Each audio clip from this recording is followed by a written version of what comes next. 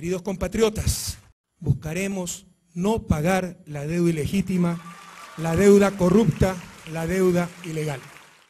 Ecuador lo que hizo fue decir, primero antes de pagar quiero saber qué debo, cómo son las deudas, cómo son los contratos. Y sobre lo que surja de ahí, voy a decir si se paga o no se paga.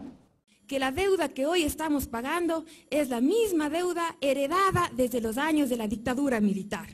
Habría que considerar que esto es una especie de delito de ejecución continuada, ¿no? Porque arrastra su origen de la dictadura y continúa, se refinancia y sigue con ese arrastre hasta el día de hoy. Y ahí se puede descubrir que realmente todo era también un fraude descomunal y muy parecido al argentino, las formas con que se hicieron estas cosas eran exactamente iguales en la Argentina que en el Ecuador. La crisis de la deuda también fue causa por la fuerte elevación de las tasas de interés internacionales, de forma unilateral por parte del Banco de la Reserva de los Estados Unidos a finales de los años 70. Ecuador fue forzado a tomar nuevos préstamos, también a intereses flotantes, para pagar los anteriores. Esto sirvió básicamente para el pago a los mismos acreedores internacionales. En realidad, el dinero nunca ingresó al país. Y esto tiene una analogía porque cuando la Justicia Federal de la Argentina investigó la deuda de la dictadura militar, los peritos oficiales determinaron que en la totalidad de los casos se ignora el destino de los fondos de la deuda. El tema de Ecuador fue interesante porque las organizaciones de la sociedad civil venían peleando desde hace más de 10 años por este tema de la deuda, porque también hubo estatización de la deuda como acá, porque también hubo emisión de títulos como acá. Entonces ellos decían que esto había que aclararlo primero antes de pagar. También es importante señalar el traspaso de la deuda privada al sector público.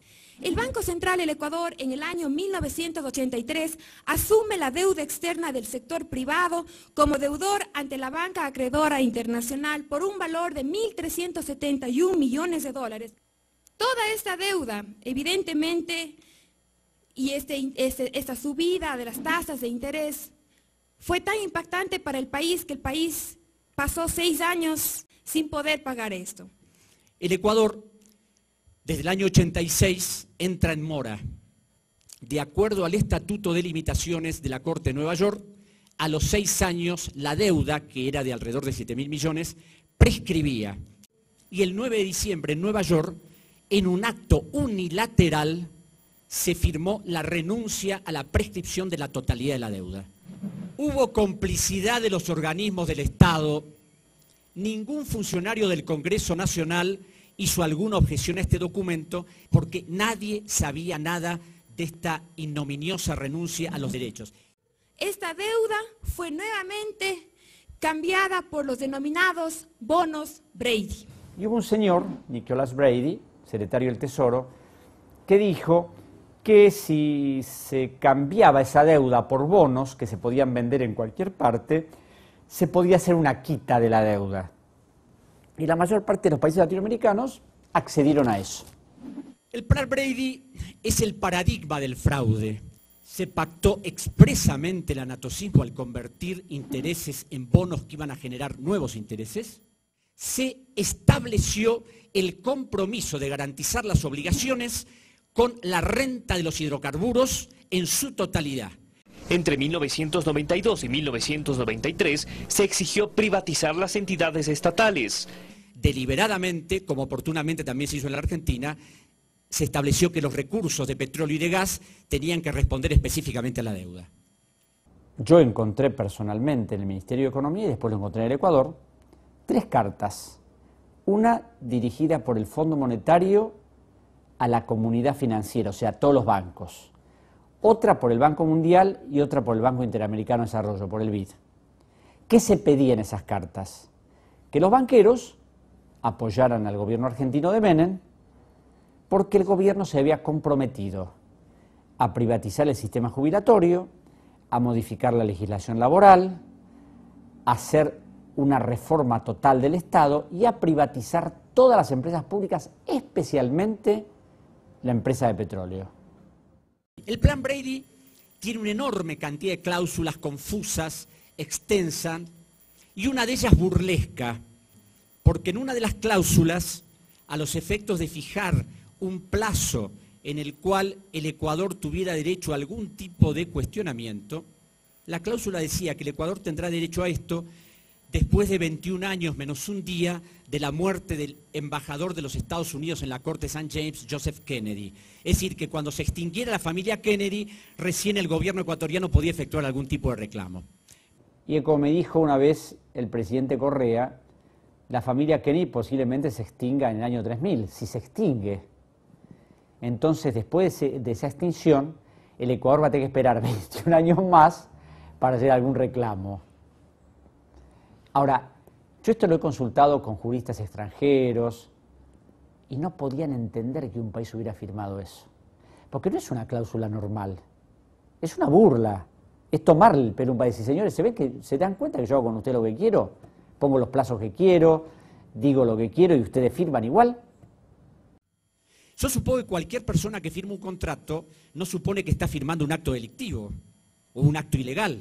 Bueno, acá parece que sí, porque los acreedores dijeron, en caso de que esto pueda ser materia de una impugnación, vamos a obligar al país a que también renuncie a eso. Se procede entonces del cambio ahora de los bonos Brady a los denominados bonos Global. También los Global arrastran todo este proceso de ilegalidad. En estos contratos de deuda, hay que tenerlo en claro, se quebrantó el orden jurídico en su totalidad. Y estos bancos han sido los que permanentemente han estado en nuestro país, desde los inicios, y quienes presionaron a que el país se endeude. Y estos son Love Roads, Citibank, Lloyds Bank, Chase Manhattan Bank, Morgan and Youth Hutton. Milbank Tweed, Handley McCloy debe ser el estudio de abogados más importante de los Estados Unidos.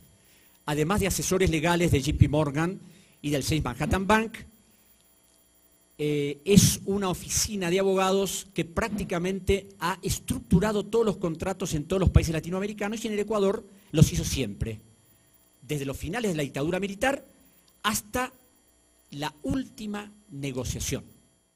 Milbank tuvo dos prominentes abogados, el doctor John McCloy, que fue primer presidente del Banco Mundial, y el doctor William Webster, que fue director de la Agencia Central de Inteligencia de los Estados Unidos, director del FBI, y juez de la Corte del Estado de Nueva York. Ellos mandaban los contratos a los abogados del Ecuador en Estados Unidos, Cleary, Gottlieb y Hamilton. Estos abogados del Ecuador eran abogados formales, porque nunca cuestionaron los contratos y siempre de acuerdo al interés de los acreedores.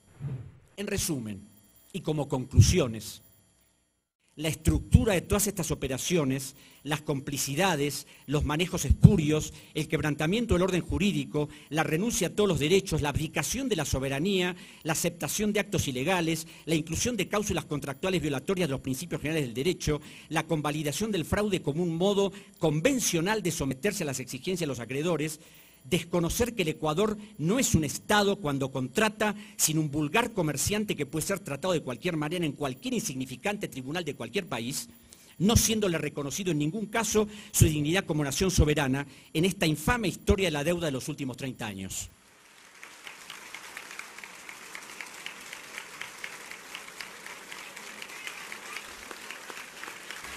Cuando se le dio el resultado de la auditoría, les dijo, le voy a pagar nada más que el 30%, ni un centavo más. Y basta de emisión de bonos, de nuevos títulos, no. ¿Qué hicieron los acreedores?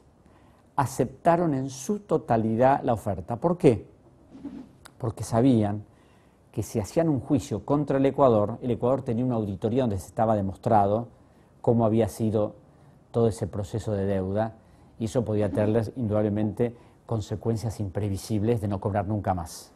La impunidad con la que siempre se manejaron los acreedores les hizo confiar en que las constancias no se conocerían nunca. Nunca imaginaron que un presidente del Ecuador, el economista Rafael Correa Delgado, quebrando una historia de décadas de claudicaciones y sometimientos, iba a interrumpir el saqueo de la República, mostrando al mundo por primera vez la arquitectura del escandaloso fraude de la deuda. Muchas gracias.